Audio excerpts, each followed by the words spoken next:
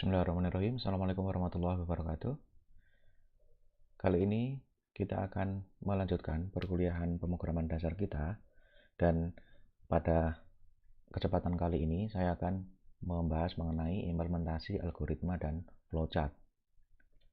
Adapun pembahasan yang ada di dalam slide ini itu adalah definisi algoritma, kemudian beda algoritma dan program, kemudian contoh algoritma, dan yang terakhir adalah flowchart.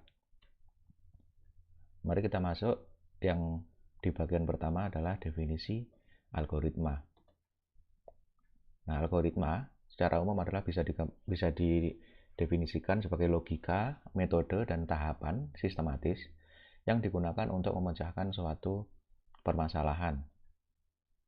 Nah, menurut KBBI, ini algoritma bisa didefinisikan ya sebagai urutan logis pengambilan putusan untuk pemecahan masalah. Jadi bisa dibayangkan algoritma itu adalah step-step secara logis untuk memecahkan ya suatu permasalahan.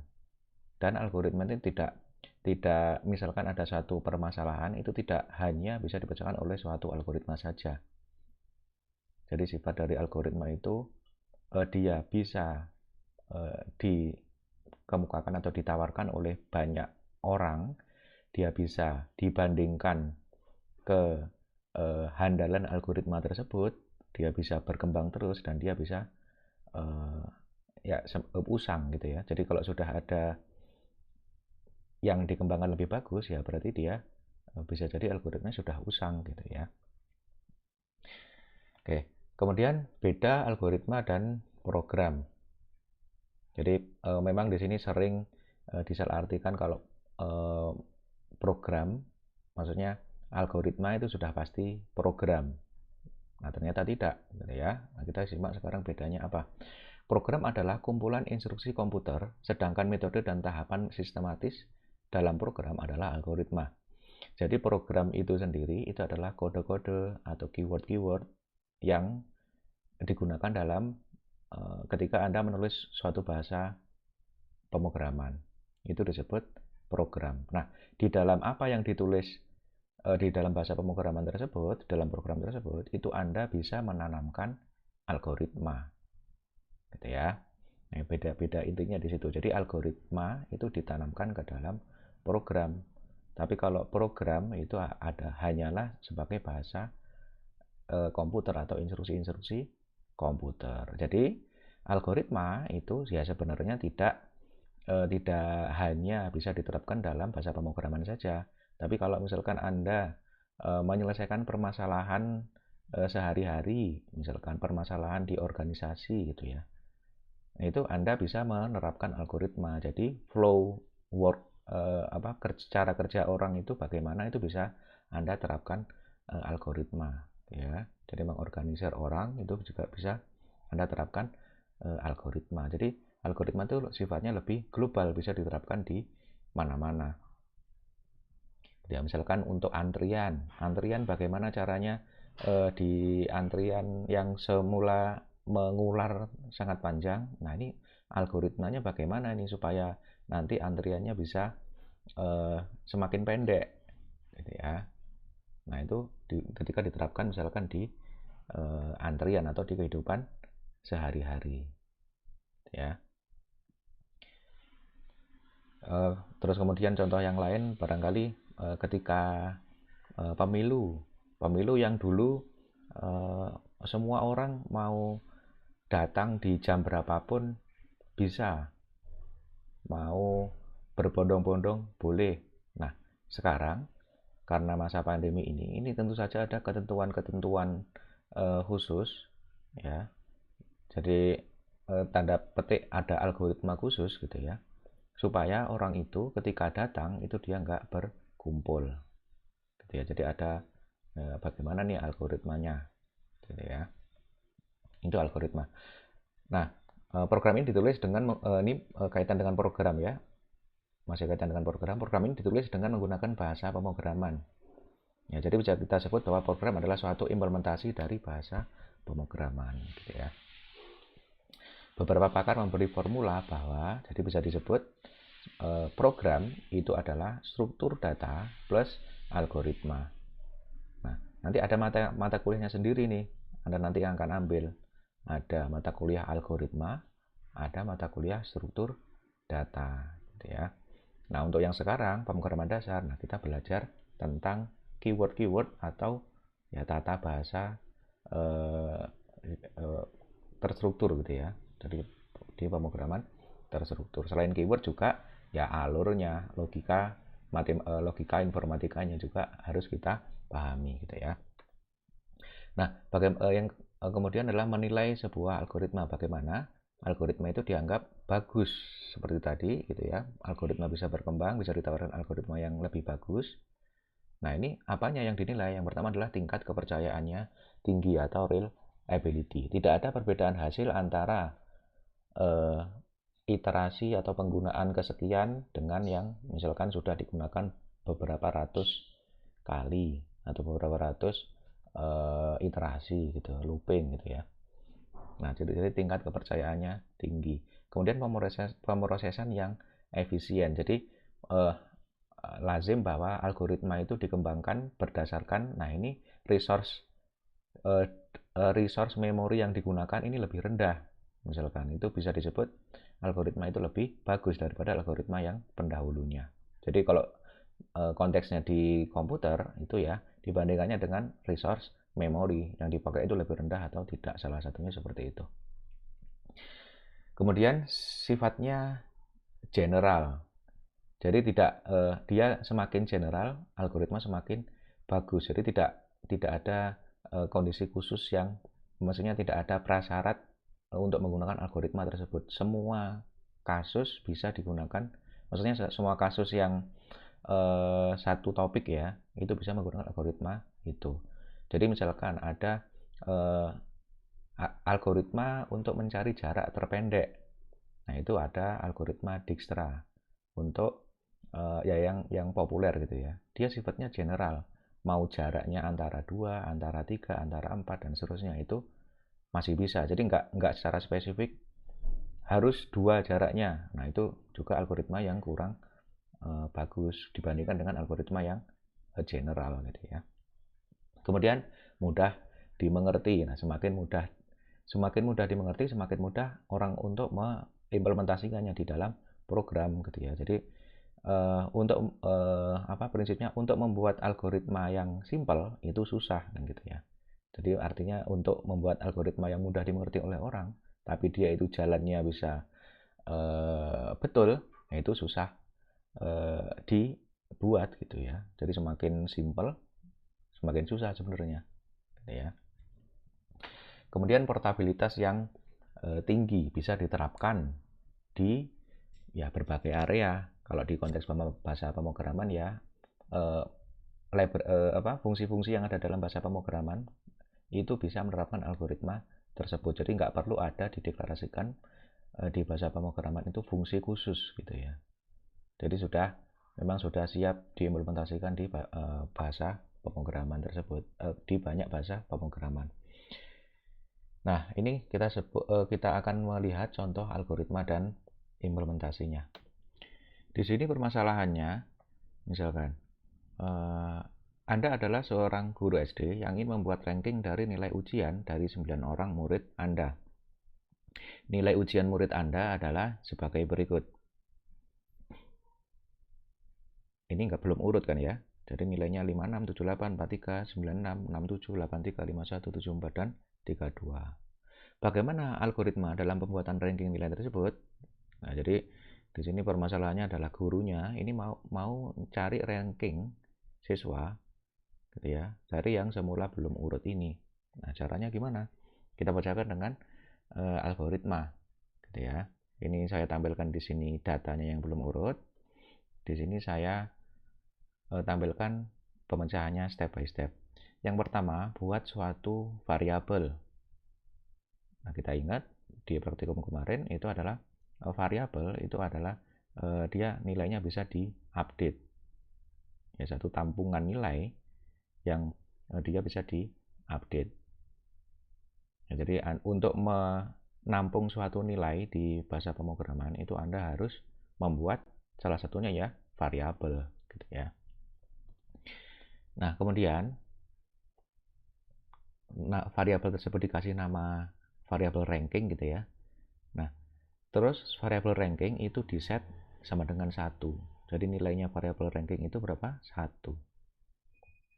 Kemudian ambil satu nilai sebagai data ke A. Jadi dari rangkaian nilai ini ambil satu nilai saja. Misalkan kalau kita urutkan dari yang paling kecil, pada yang kiri ya, itu data ke A.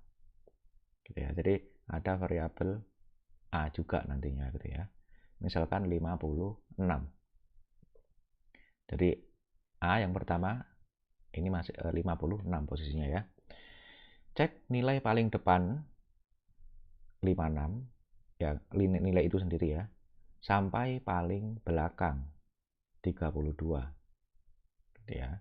Nanti juga yang 32 ini bisa dipakai di codingannya, nanti ada variabel B, nanti kita lihat. Tapi kita lihat algoritmanya dulu. Jadi tadi diingat A-nya 5, kita berangkat dari A-nya itu sama dengan 56. Terus kemudian dicek, nanti akan dibandingkan ke belakang. Yang dibandingkan bagaimana? Apakah nilai tersebut lebih tinggi daripada nilai ke A atau nilai ke 56? Nah, maka set variabel ranking sama dengan ranking plus 1. Nah, nanti gini maksudnya. Kita punya A sama dengan 5, A-nya awal itu 56. Kita bandingkan dengan yang sebelah kanannya, sebelah kanannya, sebelah kanannya, sebelah kanannya. Kalau ketahuan yang sebelah kanannya ini ada, dia lebih besar dari nilai yang A tadi, itu berarti variabel rankingnya itu plus 1. Artinya apa? Berarti si A ini, si 56 ini, nanti rankingnya bisa ditambahkan plus 1. Kita coba jalankan ya. A sama dengan 56. Dibandingkan dengan A sama dengan 56, rankingnya itu berarti 1. Jadi sementara di sini A-nya ranking 1 sementara. Nah, kita bandingkan dengan sebelah kanannya. Sebelah kanannya adalah 78. 78 ini lebih besar dari A. Gitu ya. A56 ini ya. Nah, berarti karena 78 ini lebih besar nilainya, maka A-nya itu menjalankan ini, ranking sebenarnya ranking plus 1. Rankingnya jadi 2. Jadi variabel rankingnya A ini jadi 2. Jadi sementara ini A kan ranking 2 kan ya, yang paling tinggi yang ini. Terus dijalankan ke kanan lagi. 43. 43 apakah lebih besar dari A? Tidak. Berarti tetap A-nya ranking, nilai rankingnya dari A itu 2. Dijalankan ke kanan lagi, 96. 96 ini apakah lebih tinggi dari A? Iya. Ya, jadi 96 lebih tinggi dari A, maka rankingnya yang tadi semula 2 ditambah 1. Jadi A atau 56 itu ranking 3. Sampai sini ya, 96. Kemudian dijalankan ke kanan lagi, 67. Nah, 67 apakah lebih dari 56? Iya. Berarti rankingnya dijalankan lagi, berarti A ranking 4. Ya. Dijalankan lagi ke kanan, 83 lebih dari A atau 56? Iya. Berarti rankingnya A, ranking 56 tadi ranking 5. Dijalankan ke kanan lagi, 51 apakah lebih tinggi dari A atau 56? Tidak. Maka dia tetap ranking 5, si A-nya tadi, si 56 tadi. Kemudian dijalankan ke kanan, 74 apakah lebih tinggi dari A? Ya. Berarti dia ranking berapa tadi? 6 gitu ya. Ranking 6. Oke. Kemudian jalan ke kanan lagi, 32. Apakah lebih tinggi dari 56? Tidak. Ya berarti terakhir si A ini adalah ranking 6. Ya, jadi dibandingkan sampai semua datanya habis, sampai 32. Nah, kita lihat apakah benar A ini ranking 56. Jadi yang ranking 1 kan yang ini. 1, 2, 3, 3 ya, 4, 5, 6 ya. Jadi nanti selanjutnya data setelah 5, 6 sudah selesai dibandingkan, nanti jalan ke kanan. Jadi sekarang A-nya itu di set 78. A-nya 78, rankingnya kembali lagi ke ranking 1. Jadi rankingnya, kita sekarang nyarinya kan rankingnya si 78 ini. Sementara 78 ini rankingnya 1. Jadi setnya rankingnya sama dengan 1. Kita jalan ke kanan, 43 apa lebih dari 78, lebih dari A gitu ya, saya sebut A-nya sekarang 78. 43 apakah lebih besar dari A? Tidak, berarti tetap A-nya ranking 1, 78 ini. Jalan ke kanan lagi, 96 apakah lebih dari A, 78? Iya, berarti A-nya atau 78 itu ranking 1 plus, ya ranking plus 1 ya, berarti rankingnya ranking 2, 78 ini. Kemudian jalan ke kanan, 67 tidak lebih besar dari A, rankingnya tetap 2. Jalan ke kanan, 83 lebih besar dari A, ya, jadi rankingnya A itu ditambah 1, jadi A-nya sekarang ranking 3.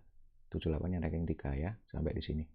Kemudian 51 apakah lebih besar dari A atau 78? Tidak, berarti tetap dia ranking 3. Kemudian 74 tidak lebih besar, tetap dia ranking 3.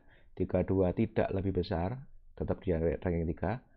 Kemudian 56 tidak lebih besar, maka dia tetap ranking 3. Jadi 78 ini ranking 3. Demikian seterusnya sampai nanti jalan ke yang terakhir. Jadi kalaupun yang dibandingkan yang terakhir 32 itu ya, yang A-nya di set 32, berarti nanti membandingkannya jalannya ke kiri sampai datanya habis semua. Itu adalah algoritma. Gitu ya. Nah, ini adalah programnya. Nah, ini Anda nanti saya akan bagi slide-nya, Anda nanti coba ketikkan ya, supaya tahu gitu ya. Nanti alur algoritma itu jalan programnya seperti ini.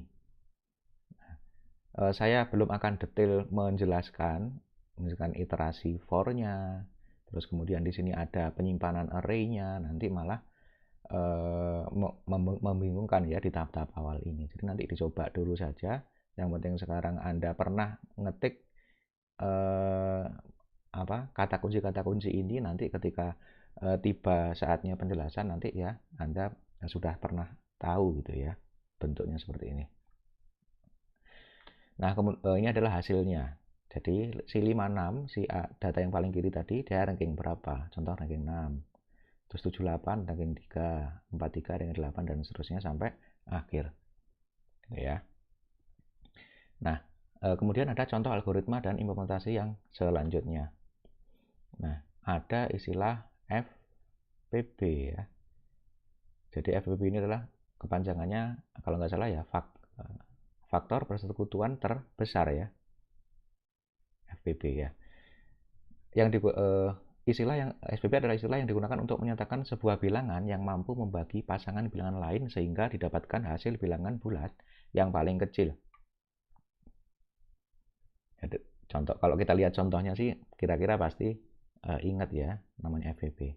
Ya, dan kata lain FPB ialah sebuah bilangan terbesar yang mampu membagi habis atau sisa sama dengan 0 pasangan bilangan lain. Jadi contoh di sini FPB dari 20 dan 12.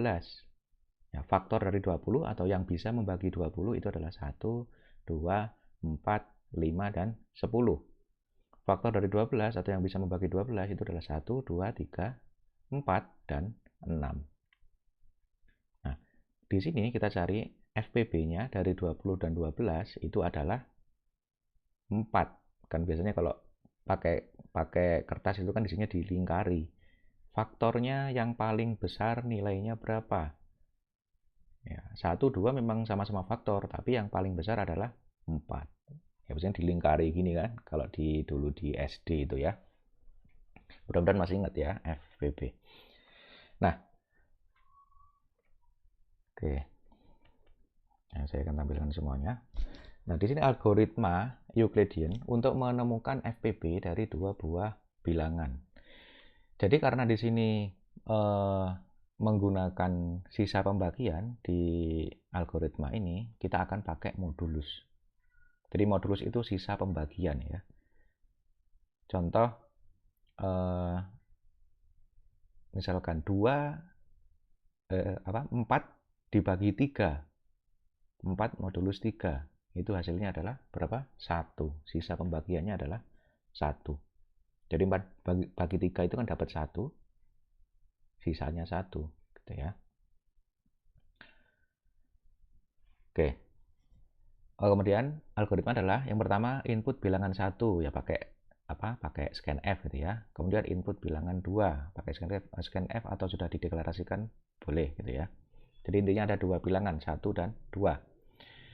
Caranya itu adalah melakukan operasi sisa. Jadi ada deklarasi variabel sisa gitu ya. Sisa sama dengan bilangan 1 modulus bilangan 2. Jadi modulusnya 1, modulusnya bilangan 2. Ingat tadi modulus adalah sisa pembagian. Jika sisa hasil modulus 1 dan bilangan 2 tadi itu tidak sama dengan 0, maka dijalankan bilangan 1 sama dengan bilangan 2. Artinya apa? Nilai bilangan 2 dipindah ke bilangan 1. Gitu ya. Di bilangan 2 dipindah ke bilangan 1. Sampai sini berarti kan bilangan 1 dan bilangan 2 kan jadinya sama kan ya. Nah, terus step selanjutnya bilangan 2 sama dengan sisa. Jadi sisanya berapa tadi? Kan dia kondisinya tidak sama dengan 0 ya. Jadi nilainya berapapun itu dipindahkan ke bilangan 2. Jadi bilangan satunya itu nilainya adalah yang tadinya bilangan 2. Nah, bilangan 2-nya sendiri itu nilainya adalah sisa dari modulus tadi. Ya. Itu adalah kondisi pertama. Kondisi keempat ini dilakukan sampai tercapai kondisi yang 5. Nah, kalau kondisi 5 ini, misalkan jika sisanya sudah sama dengan 0, sisa modulus ya, sisanya sama dengan 0, maka FPB-nya itu adalah bilangan 2. Gitu ya. Kita lihat contohnya. FPB, kita akan melihat FPB dari 20 dan 12. Berarti di sini di set, bilangan satunya sama dengan 20, bilangan 2-nya sama dengan 12. Oke. Nah, kemudian while 1, misalkan di sini iterasi ke 1, yang langkah keempat iterasi ke 1 gitu ya. While 1, di langkah keempat ini ya, dianggap while 1. Sisa tidak sama dengan 0. Kenapa? Karena 20 modulus 12 tidak sama dengan 0 kan ya. Kan 20 nggak bisa langsung dibagi 12. Ya, jadi 20 bagi 12 ya hasilnya 1. Gitu ya. Dia sisa berapa? 8 gitu ya. Jadi di sini kondisinya karena sisanya masih belum 0, maka dilakukan langkah ini ya, bilangan 1 sama dengan bilangan 2, bilangan 2 sama dengan sisa. Berarti bilangan 1 sama dengan bilangan 2, bilangan 1 sama dengan bilangan 2-nya berapa tadi? 12, bilangan 2-nya sama dengan sisa. Bilangan 2 sama dengan sisanya modulus tadi berapa? 8. Oke, ini adalah while ke 1 atau iterasi ke 1. Apakah sudah tercapai sisanya sama dengan 0 di 12 dan 8 ini gitu ya? Apakah sudah tercapai 5 di bilangan 1 12 dan bilangan 2 8 ini? Kita lihat dulu. Sisanya apakah 0? Oh, ternyata sisanya tidak sama dengan 0. Jadi di iterasi selanjutnya sisanya masih tidak sama dengan 0 karena 12 bagi 8 kan nggak bisa langsung habis atau nggak ada sisanya. Dia 12 bagi 8 hasilnya 1, tapi dia sisanya masih 4. Nah, karena sisanya belum sama dengan 0, maka dioperasikan lagi bilangan 1 sama dengan bilangan 2, bilangan 2 sama dengan sisa. Jadi bilangan 1 sama dengan bilangan 2-nya adalah 8. Gitu ya. Bilangan 2-nya 8, bilangan 2-nya sama dengan sisa. Ya, 12 bagi 8 hasilnya berapa? 1 ya. Sisanya berapa? Sisa 4. Berarti sisa bilangan 2 ini dikasih nilai sisanya tadi, berarti nilainya 4. Nah, di sini dievaluasi apakah sisa modulusnya sama dengan 0. Gitu ya. Sampai di sini. Kita lihat 8 bagi 4 ya. Itu sisanya berapa? Ternyata sisanya 0, hasilnya 2, sisanya 0. Ya, berarti While yang ketiga ini sisanya sudah 0, sudah tercapai kondisi yang 5, maka FPB-nya adalah bilangan 2. Bilangan 2-nya itu berapa? 4. Berarti FPB-nya adalah 4. Begitu ya. Nah, kita lihat apa benar FPB-nya 4. Kita kembali sebentar. Nah, ini kalau di hitungan manual ya memang FPB-nya itu adalah 4. Begitu ya. Itu adalah algoritmanya. Nah, untuk programnya, nah itu nanti bisa dicoba juga. Gitu ya, mulai diketik. Tapi di sini ya ada while namanya itu untuk iterasi gitu ya. Ada return kalau while-nya ini sudah tercapai atau sudah kondisi while-nya sudah tidak tercapai. Maksudnya kalau sudah keluar dari kondisi yang ini, maka yang di return adalah yang ini gitu ya. Nanti kita akan bahas secara detail. Tapi Anda prinsipnya adalah belajar familiar dengan keyword-keywordnya dulu. Nanti diketik dulu. Nah, hasilnya adalah seperti ini. Nanti misalkan FVP dari 80 dan 60 adalah 20 gitu ya. Oke. Nah, kemudian selanjutnya adalah mengenai flowchart. Nah, flowchart ini sebenarnya sudah dijelaskan di video yang kemarin saya share ya. Jadi ini diulang sedikit. Flowchart adalah bagan atau diagram yang memiliki aliran yang menggambarkan langkah-langkah penyelesaian masalah. Jadi algoritma tertulis, misalkan langkah 1, langkah 2, langkah 3 yang kita pelajari di 2 algoritma tadi ya, itu bisa dituliskan dalam flowchart. Supaya lebih bisa dipahami karena bentuknya grafis ya. Nah, ini merupakan salah satu cara penyajian algoritma. Kalau dulu diingat di penyampaian Pak Haryadi, itu kan algoritma atau program itu bisa direpresentasikan dalam bisa flowchart, bisa pseudocode ya. Atau bisa ya step gitu saja ya. Nah, ada 2 macam output dari flowchart, yaitu adalah sistem flowchart dan ada program flowchart. Jadi kalau sistem flowchart ya itu menggambarkan sistem ya. Jadi flowchart ini karena diagram yang umum, dia nggak hanya dipakai sebagai di pemrograman saja. Dia bisa menggambarkan proses yang umum dilakukan di organisasi, itu juga bisa dipakai flowchart. Kemudian jenis-jenis flowchart gitu ya. Sistem flowchart, urutan proses dalam sistem dengan menunjukkan alat, media input, output, dan jenis media penyimpanan dalam proses pengolahan data. Kalau program itu urutan instruksi penyelesaian persoalan yang digambarkan dengan simbol tertentu. Ya, ini kita review lagi simbol-simbol dari flowchart. Kita sudah beberapa kali melihat atau membahas mengenai simbol flowchart gitu ya. Ada terminator, ada garis alir, ada preparation, ada proses, ada input, output, kemudian ada predefined proses, ada decision, ada on-page connector, dan ada off-page connector. Nah, ini adalah aturan-aturan ketika membuat flowchart. Ya, sebenarnya adalah tidak ada aturan yang baku dalam membuat flowchart. Ya, flowchart merupakan gambaran hasil analisa. Dia bisa bervariasi antar tiap programmer, gitu ya. Tapi bagaimanapun variasinya, flowchart punya komponen utama. Yang pertama adalah input, kemudian proses, kemudian output. Jadi flowchart jangan lupa dikasih selesainya, kondisi selesainya bagaimana ya. Jadi walaupun cuma sepele, cuma tulisan N gitu atau selesai gitu, ya harus ada flowchartnya. Ya, dalam membuat flowchart ini ada tips, gitu ya. Yang pertama adalah hindari proses yang tidak perlu dan berbelit. Jadi semakin simple semakin bagus. Aliran proses digambarkan dari atas ke bawah, diberikan tanda panah untuk memperjelas alurnya. Sebuah flowchart diawali dengan start dan diawali dengan end, gitu ya. Nah, ini adalah contoh dari flowchart. Nah, ini diawali dengan start, diakhiri dengan end, dari atas ke bawah, kemudian dikasih panah, gitu ya. Nah, flowchart yang sederhana seperti ini dia bisa dipahami dengan baik. Semakin simpel semakin baik. Ini adalah contoh flowchart yang selanjutnya, ya. Nah, demikian pembahasan dari algoritma dan flowchart ini. Saya cukupkan sekian. Ya, demikian pembahasan algoritma ini ya. Mudah-mudahan bisa bermanfaat, bisa menambah pengetahuan dari Anda. Penjelasan saya akhiri. Assalamualaikum warahmatullahi wabarakatuh.